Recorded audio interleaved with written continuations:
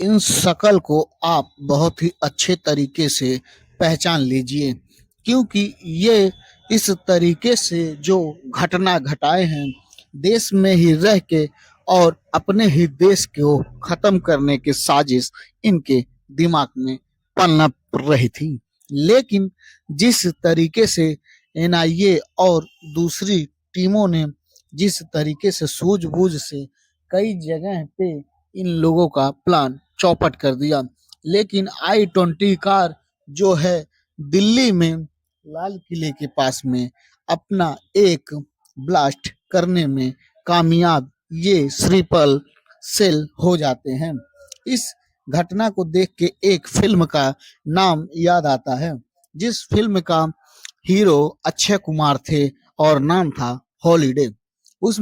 पाकिस्तान से 26 sleeper self आए हुए थे और भारत में ही रह के शादी विवाह करके अपना छोटा मोटा धंधा चलाने लगे। लेकिन जब उनके आका ने बोला कि इस जगह ये वारदात देनी है, तो सभी लोग एक्टिव हो गए और अपने अपने मिशन पे निकल गए। ऐसे ही इसमें देखने को मिल रहा है कि इस जिस तरीके से ये I-20 कार में लाल किले के पास ब्लास्ट हुआ है, उसमें कई लोगों की निर्मम हत्या हो गई और उस पे कई एजेंसियां बहुत ही चौकन्नी हो गईं और गौर से इसकी जांच में जुट गईं।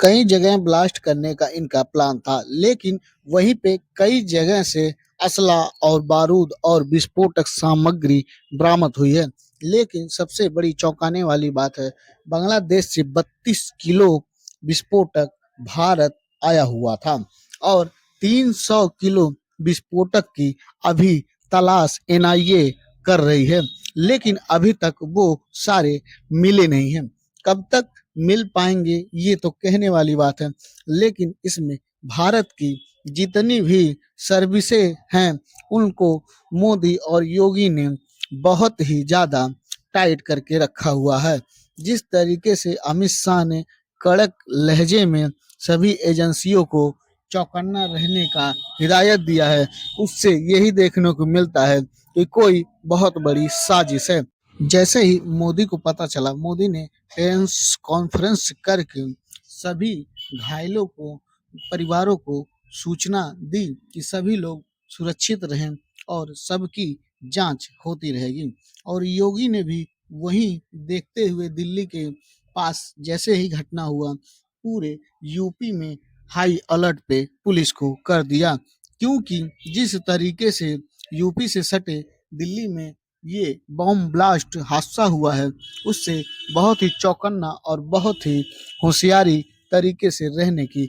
जरूरत है। और हर नाके पे शाह के आदेश पे चेकिंग अभियान भी चालू हो गया और तुरंत ही सारे अधिकारियों को बुला के मीटिंग भी रखवाई और मेन मौके पे रात में ही जिस जगह ब्लास्ट हुआ था उस जगह पहुंच के पूरी जायजा ली।